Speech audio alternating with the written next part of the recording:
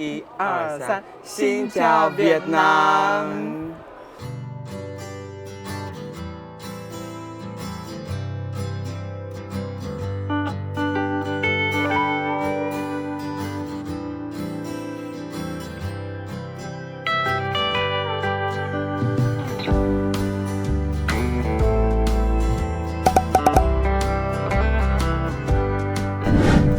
我很少去这个地方哎。哦，那肯定啊，你们不怎么会关心这些方面。1968年的。哦，1968年。对，大半夜1点钟1点30的。他把那个当时的那个占领这个宫殿的整个事件时间点就写出来了。下来，对。然后这个就是这些指挥啊、政治员啊、副指挥啊，因为当时战斗员都在这里。北越的政府攻打了南越的政府，然后这个楼当时是南越政府的领导所驻扎的那个总部，把它总部给占领了之后，然后就纪念北越政府攻占了南越政府的这个纪念日。1968年哦。哦，这条路上面好幽静啊，真的，这环境是真好，好凉快哦。这树真的，这不是几十年了，上100年了吧，是吧？这几十年都长不成这个样子，这个里面的根简直是盘根错节，真是参天大树，而且很多絮。对，这真的是，这棵树是哇，你看这个根。这根都已经长得真的是一条条下来的，这真的是不得了。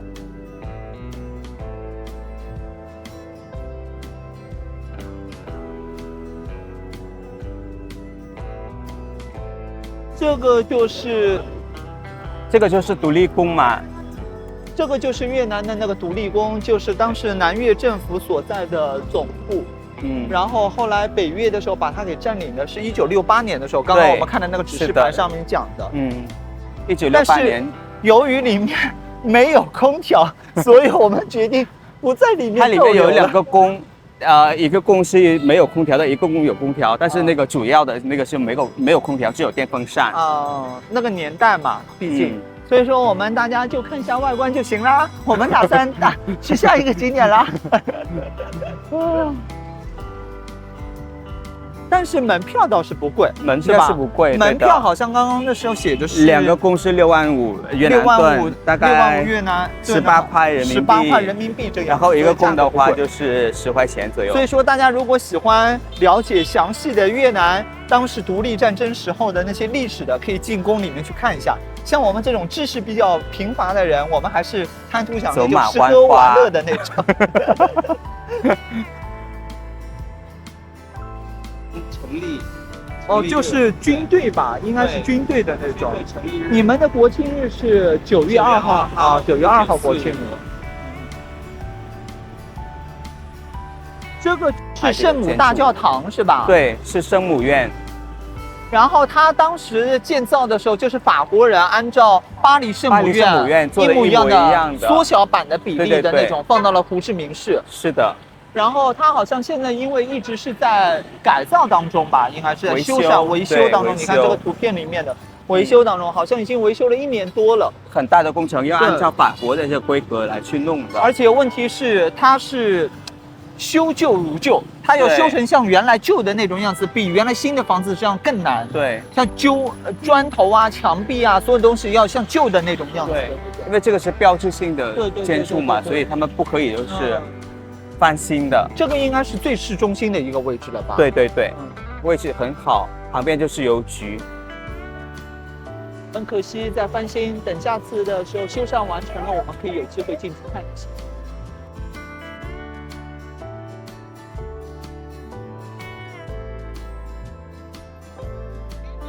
玛利亚，然后它位置很好，旁边就是中央邮局。对，实际上这2个景点几乎就是挨着的，是一个，就走路就直接走路，过个马路就到了。走吧，那我们到中央邮局去。这个就中央邮局。那它它这里面现在是做什么用途的呢？也是邮局，你可以寄东西在里面呢。对啊，寄信啊什么的都可以。1886到1891，它应该是修建的时间吧，也就花了5年的时间去修建。哦，走，我们进去看看。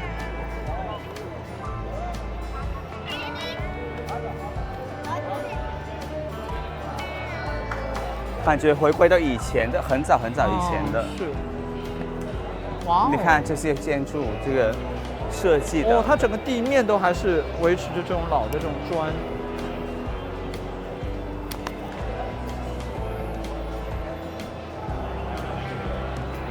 看这里还有个地图呢，南越地图啊。哦，这是南越的地图。对呀，而还不包含北越的地图。对对对。当时因为当时是南越政府造的这个。对对对。哦，还不是整个越南的地图。还有上面就是 Cambodia 嘛，然后左边就是泰国嘛。哦。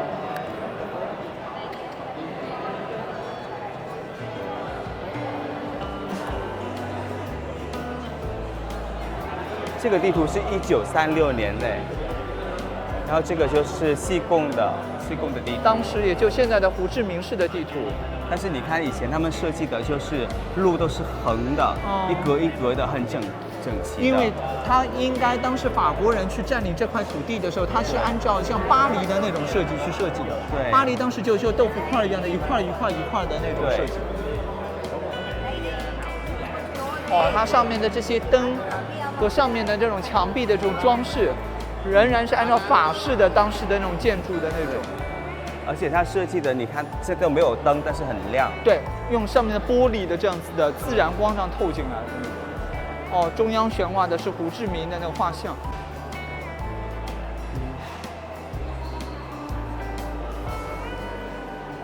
哦，越南的很多这种小的这种像。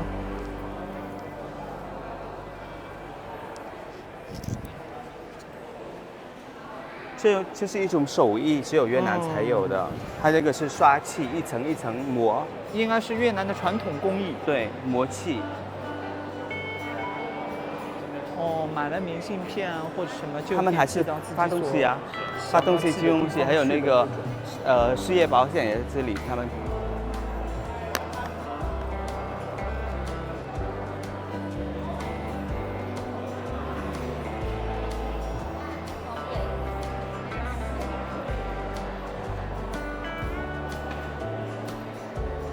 然后我们去旁边的阿拉比卡坐一下吧。可以。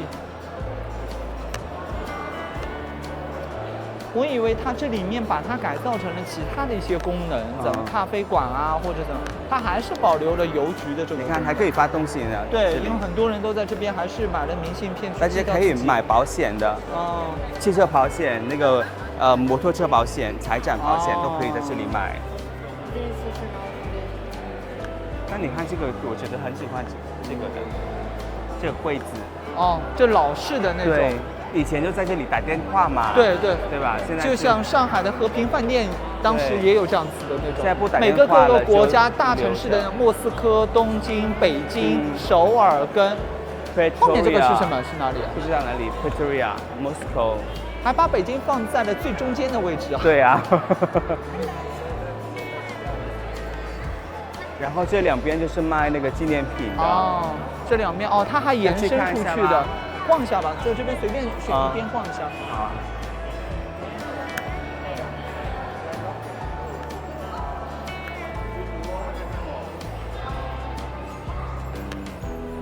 斗笠。哎，我来带一个试试。带个花的。我美吗？美极了。啊，但是这个我跟你说，真的是老的那种，它一点都不热的。对，很凉快。因为它是竹子的那种编织的，我戴着的时候是透气的。嗯。这个还更薄的，有2种的，这种厚的。我上班的时候戴，你觉得合理吗？我上班的时候戴。我奶奶以前经常戴的，而且是这个又遮雨又遮。没有，她去上班吗？她去农田呐，她去农田就上班呐。这个可以。你也戴？啊，你戴一个这个老阿姨的。1、2、3，新疆越南。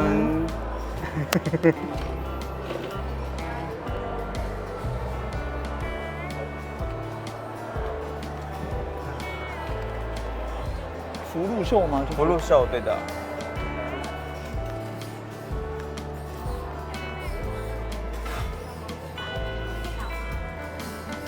哦，它上面都是奥黛，奥黛的那种。好多卖咖啡的，越南真的是咖啡之都哎。越南就是全球第2大国产咖啡的。哦，第1是哪里？巴西。哦。我们现在来到了胡志明市政大厅吧，是吧？市政府的所在地。市政府大厅。然后，它这个应该是法式的老建筑留下来的吧？是的，这个是明显的法式的建筑，也是个标志性的。每次大家来的。很漂亮，的确很漂亮。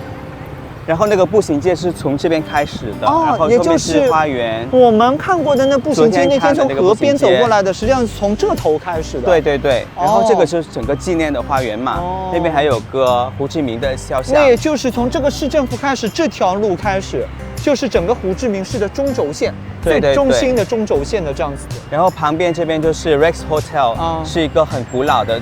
就是以前是最高档的那个酒店，就是在这里啊。每个城市都有一个老的那种最早留下来的5星级酒店那种。然后左边的这个就是一个奢侈品的商场，卡地啊、爱马仕啊、什么劳斯莱斯啊都在里面。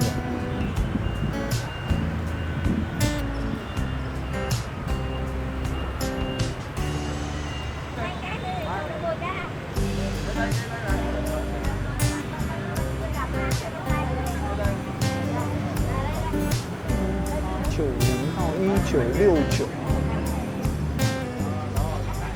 đúng rồi. Cô nói viết lại là bao nhiêu tiền một người nữa? 啊，好的，45万的那个泰铢，哎呀，越南盾，也就15万一个人啊，给他看，好。需要给他吗？3 người. 3 người. đi đổi tiền đi， 我们到2楼上去吧。对，我们在2楼可以镂空的。露天的 ，sorry， 镂空。你已经镂空镂惯了是吗？天。3 người。我们坐前面吧。我先đi， OK。我们坐这边。啊，你们坐我们坐前面吗？对，我们2个人坐前面也行。是翻译机，对，是有那个中文啊，不，没有中文，是有越南文、英文、中文，中文也有呢，对 ，Chinese、Korean、Japanese、French、很多语言嘛 ，Malaysian、Italian、Thai 也有，还有 Khmer 是 Cambodian， 哦，柬埔寨的，对，就柬埔寨说科美语，哇，那还蛮多的哦。那它等于这个旅游观光大巴的话，相当于说就是专门给各个不同的国家。哎，为什么我按了没有反应啊？那你可能又是那个你不灵了。你看，各个不同国家的语言都能在这边选择。哎，对，然后这边是音量嘛，对，大小音量，然后这边是插头，你最好就自己带一个14孔的那个它应该会有配的插，它应该好像有配的。我们刚刚上来没有给我们应该可以问他们服务员要的。然后这里有个按钮，就是如果你有需要帮忙的，你可以按钮按一下。这个大巴还算是做的蛮好的，而且做的这个时间不是那个开阔式的，上海的是有顶的，好像它是全部都是有顶的，对。然后做的这个时间段，我觉得最好合适就是5点到6点左右，这个时间很凉快，也不热，而且那个时候已经开始亮灯了，就是正好可以把傍晚的这个优美的这景色几乎都给拍出来了。因为你白天拍的话，就只有白天的建筑，没有夜灯的那种亮灯的这种感觉。现在开始亮灯了，看 Rex Hotel 也开始亮灯了。旅游景点比较集中，对，不需要一个景点驱车1个小时怎么样的那种，比较分散。它这边都集中。导游啊，很多那种就是游客啊，会选择5郡啊或者7郡的，其实这些地方很不方便。你打车的话也也虽然可能价格酒店比较便宜了，但实际上你每天打车来回的路上时间，然后你晚上突然想去一个什么地方玩乐，或者说突然想去一个酒吧怎么样玩，你就很不方便的那种。是的，当然市中心肯定会方便，因为毕竟你是游客嘛，你不是当地人，没有来的那么熟悉当地的地理环境的那种。而且你住在市中心的话，你会觉得，哎呀，这个是不夜之城，对，从24个小时你都能找得到你喜欢的地方。不错哎，你看整个都可以拍得到。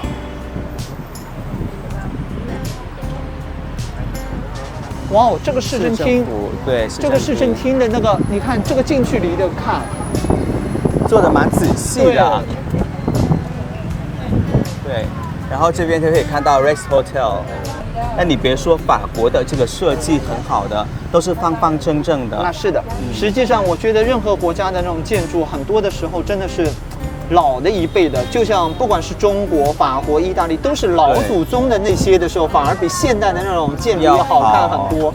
你看中国现在有的地方发生水灾了，造的花了几个亿的大桥一冲就垮了，反而几百年前老祖宗造的桥，几百年过去了也任何事情都没有的那种。而且又是像我们那个河内也好，胡志明也好，第一郡的，还有那河内的那个36街是最古老的嘛。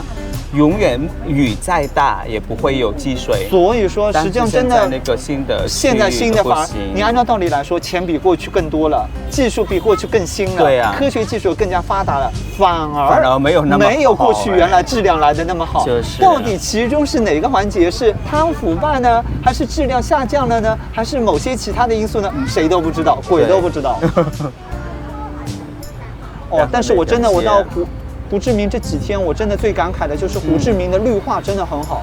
你看满眼的都是绿植，然后绿色真的对，全都是花，真的很漂亮哎。它的这种花花草草真的是随处都可以见到，不用特地去寻找的那种。对，你看这边就是一个听音乐的，很多歌手在这边唱歌，然后我们可以买票。其实越南的明星跟那个中国明星有点不一样，因为明星很接地气的，是，就中国明星就属于搞得很高大上的那种，而且票价也不贵，大概就是300到400元，你可以买一张票进来听越南明星唱歌，而且是真的明星哦，不是那种就是随便不是酒吧里面驻唱的那种。对对对。然后这个是年轻人很喜欢的一个咖啡馆，这边的很多咖啡馆它都还真的，越南的咖啡馆不用特地去找，随便一家，我觉得味道都还蛮不错，而且每家都有调的，还有他们特别的产品。我们刚刚路过的这个圣母大教堂是吧？对，圣母大教堂，在改造，希望明年或者后年就可以改造得好。但它肯定是慢工出细活，它不像那种现代化的楼嘛，直接玻璃幕墙贴上去就好的那种。对，从这里你可以看到反差嘛，一边就是古建筑的，一个便是现代的。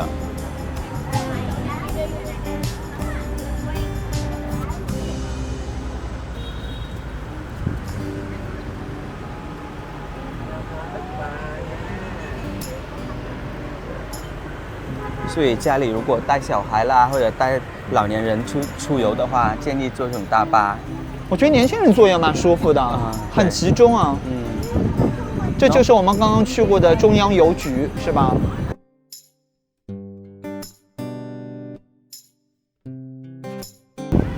哦，这边就是书街，你看，这边就是胡志明书街，全都卖书的。年轻人很喜欢这个地方。年轻人到这个地方是真的来看书，还是来拍照？像我的话，我会拍照，但是别人是喜欢看书的。像我也比较爱坐的话，我就直接拍照了。这个 Diamond Plaza 以前就是最豪华的，没有那个塔克西玛雅高岛岛屋之前，就是 Diamond Plaza 是最好的。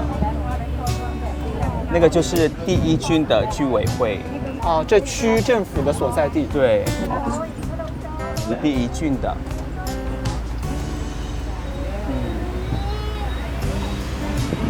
这个就是 M Plaza 嘛，旁边就是 Intercontinental 洲际酒店，然后这边就是一个德国的办公楼，这上面那个租金蛮贵的，很多那个 co-work space 都在这里。我觉得你真的适合去做地产哎，感觉你应该去做胡志明市的 tour guide， 真的是。德国的。对啊，德国的写字楼嘛。这里都很高级。这幢楼的名字也很奇怪 ，Slovakia。对。为什么这个词起的像俄罗斯那种？然后这上面很多那个叫什么领事馆啊，都在这上面。哎，这边为什么会放着香港的区旗 ？Saigon Tower。Hong Kong的那个区旗。嗯。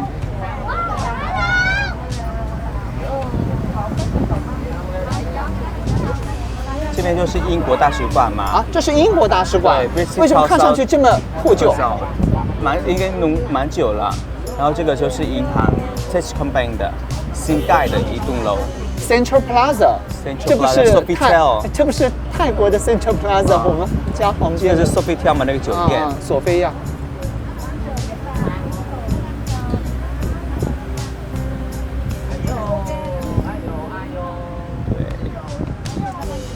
这栋楼就是 Petrolimex， 就是那个越南石油的西贡石油的。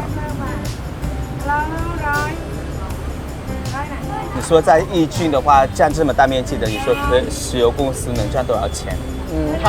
你们这边应该也是国有的吧？对。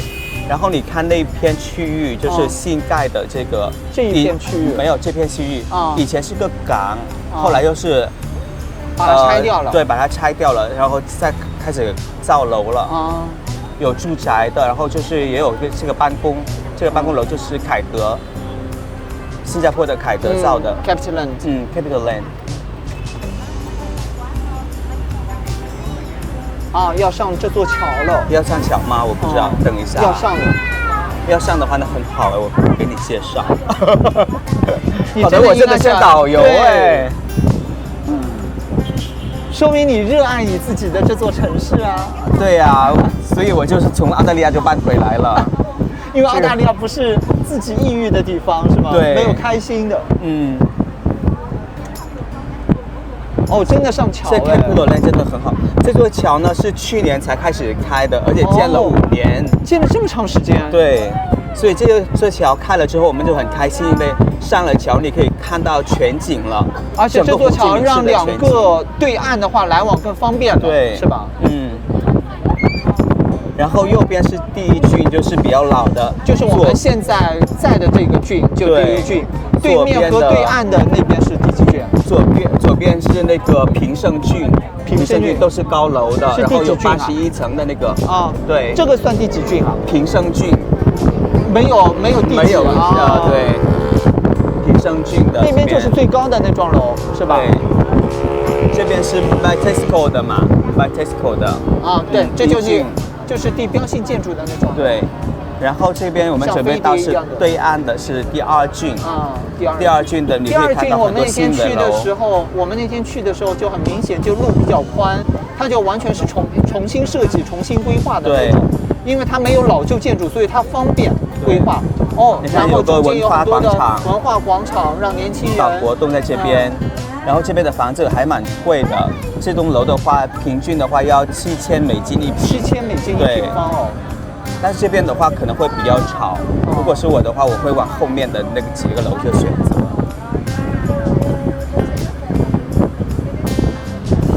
然后这边的地不是特别硬，所以有点软，所以它不能造得很高。怪不得。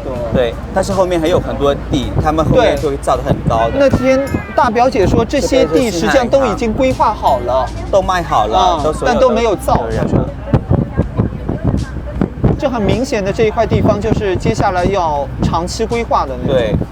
所以说，你看这边的路就感觉得出来，它修的都，你看这边它都已经修完了，路都很宽。然后你看这边全部都放风筝，年轻人都很喜欢在这个地方放风筝下午的。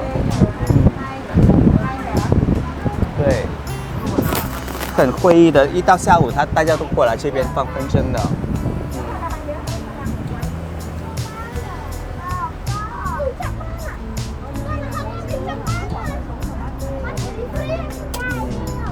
飞得好高啊！各种各样的形状都有。其实有这么但是以后的话，这些空地以后全是高楼大厦了，那全是高楼大厦了。因为这几年就是疫情影响嘛，如果不是疫情影响的话，这几个地方早就开发好了。好多纷争。对。然后你看这边就是新汉的楼嘛，银行，对，新汉银行。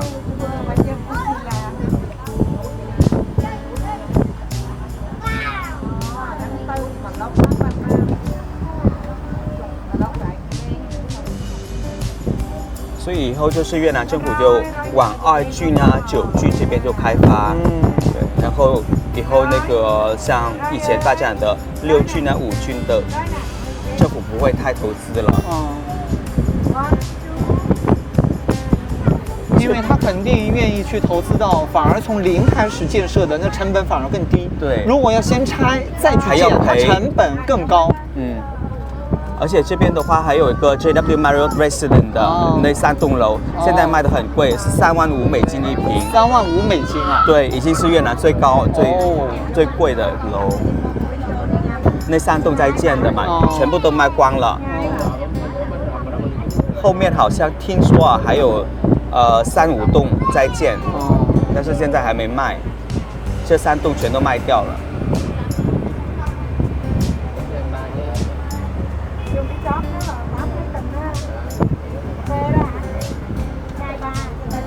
不过这边的话，他们规划很好，前面就是那个别墅的，是吗？这座桥从后面这样子看是还蛮好看的，蛮美的啊。它少了什么？少了灯光。对，它这个如果再装几个，对，彩灯的话呢，效果肯定不错。就应该像人家上海杨浦大桥、卢浦大桥那种灯光，彩灯是吧？对。然后它整个灯光这样子夜光一打就会很漂亮、很高耸的那种。应该后面会做吧，这几年越南。因为这实际上不算难的那种技术，你想把灯装上去就好了。你桥都花了那么多钱。在建呢，在里面。这片也在建。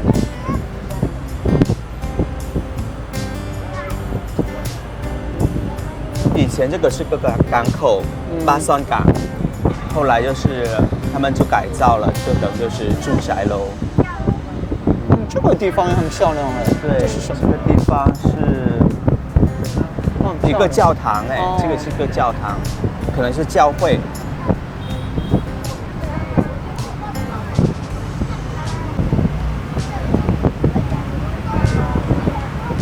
这个路算是蛮宽的，左边4道路嘛，1、2、3、4、右边4道路， 5、6、7、8条车道嘛，很宽了。这个是快到第3郡嘛，这边都是私宅的，都很有钱的，都是那种很有钱的那种别墅。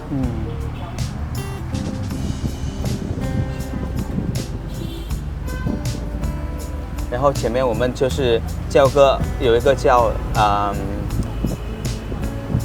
乌龟湖，乌龟湖，但是其实是没有湖的，但是名字就叫乌龟湖。为什么长得像乌龟吗？就中间有一个建筑标志性的。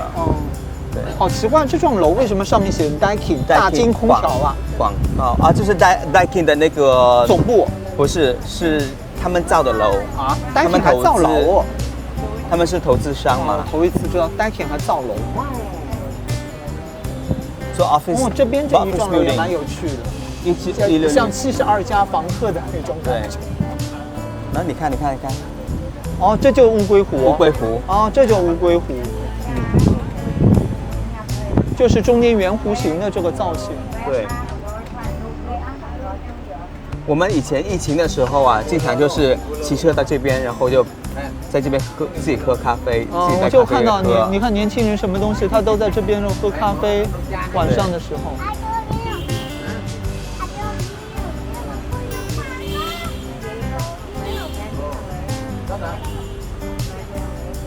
对，这个就是那个战争 museum 嘛。美国的飞机也就是当时美国战争博物馆，就南北战争的时候。你拍这个店，这个就是一个很有特色的那个店，很美饭店。快接招，这个是中国拍的吧？火锅店，快接招。这条路是叫武文琴。武文琴，这条路也是一个主路的，很老的以前，很多好吃都在这条路上。然后这边的地啊什么的都很贵。所以说我们这一次住的那个酒店嘛，也是我们 Chris 推荐给我们的。因为真的，如果去任何一个城市住的都是那种全球连锁的那种什么标准型的酒店，4星级、5星级，就真的你去任何地方感觉就没有很大的差不多的那种，没有什么差异化的那种。建议大家如果到一个地方去旅游，真的去住他们当地的有特色的那种装饰装修的，就更有氛围。你看这个阿玛是一个越南的越南明星开的餐厅，越南明星开的餐厅，也蛮有特色。做礼拜是吗？对的，周日一定要去教堂哎。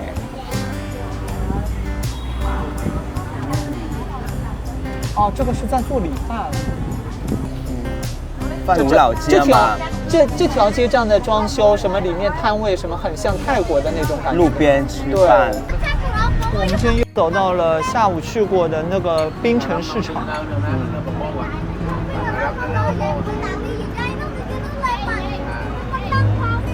这边可以看到全景的。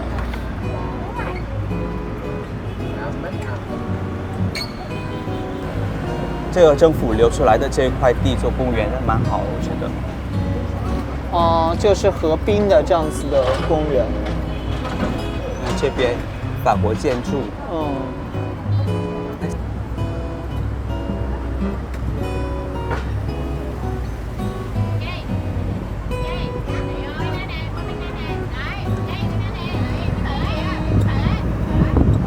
然后这边就是我们的步行街。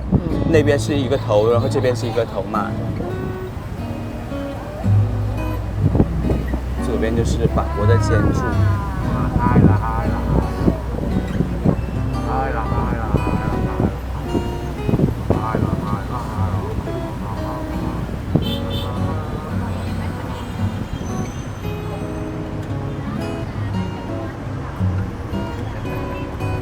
然后大家来这边可以做一下那个Katina， 或者就是可以租船，游一下这个河边。我要拍一下这个。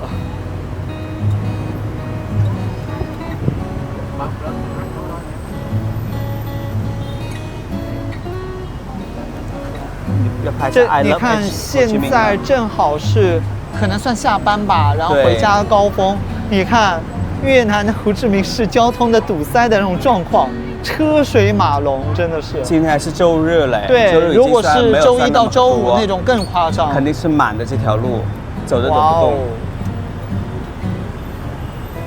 越南不是号称的摩托车王国嘛？对，摩托车王国。然后它这边比较好的就是在它的河的两边都是设置了那种很广大的那种公共空间，供所有的市民就可以休憩、散步那种吹风的地方。然后越南的真的年轻人的那个年轻化率真的蛮高的，路上走的都是年轻人，年纪大的人相对比较少。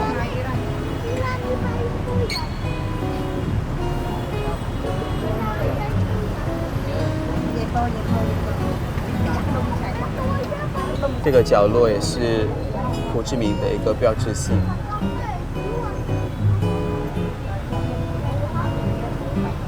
如果大家来到这里的话，一定要尝一下那个鸡蛋咖啡，就是在这栋楼下面有一家店，这咖啡就是鸡蛋咖啡，是越南特色的。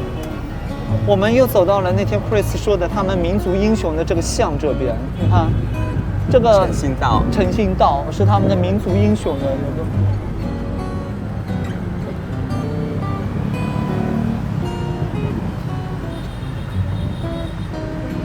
这么一拍胡志明还蛮好看的，是吧？然后你拍一下那家店，咖啡景嘛，就是鸡蛋咖啡是吗？对，蛮好的。到时候大家如果来的话，一定要尝试一下。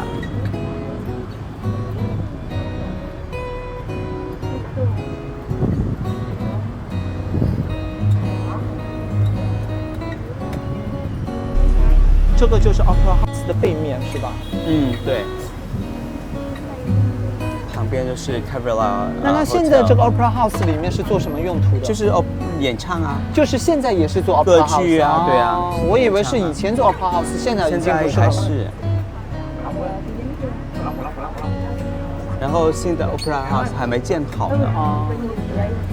那估计新的建好了之后，可能这个有点像建筑，有点像是上海 Concert Hall 上海音乐厅，也是100多年，当时弄到人民广场那边。对。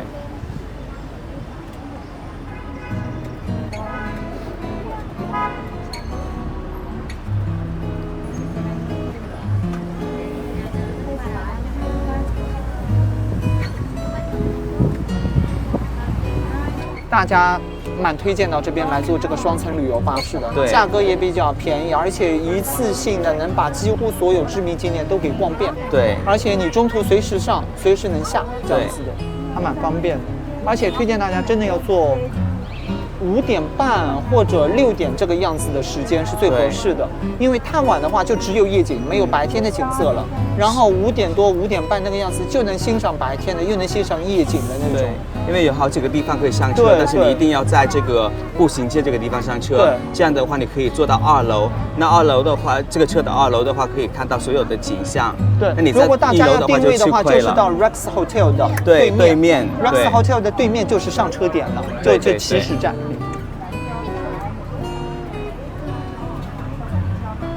我们现在又回到了起始站的方向，看到吗？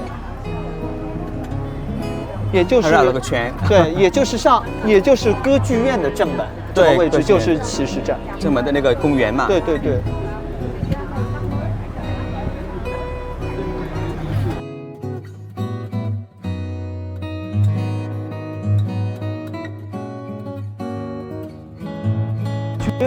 突然想起来，我们没有拍过我们所住的酒店哦，只拍了 room tour。我们这次是 Chris 帮我们推荐的 The Mist， 然后胡志明市的这个酒店，感觉住的都蛮有特色的。然后它的装修，门口的这咖啡店，很多越南的年轻人都会来住。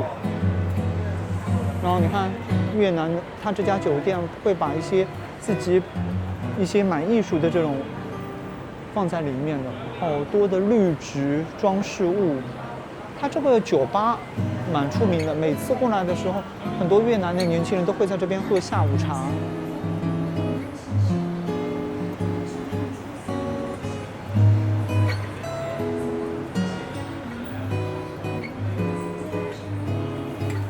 然后它的 lobby 是长这样子的，然后 lobby 里面放置了很多蛮有艺术氛围的装饰物。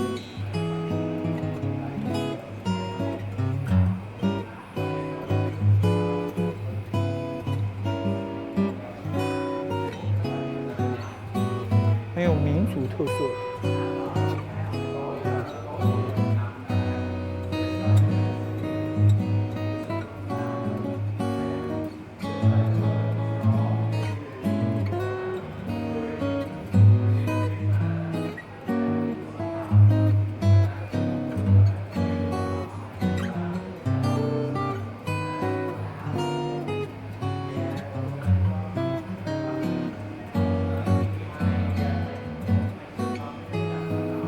奇形怪状的东西，抽象文物，这个很像 Dick。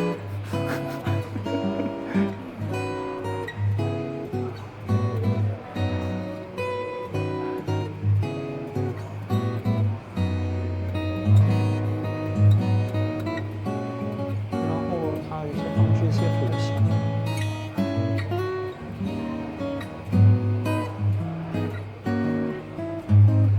它这边还有一个餐厅的位置，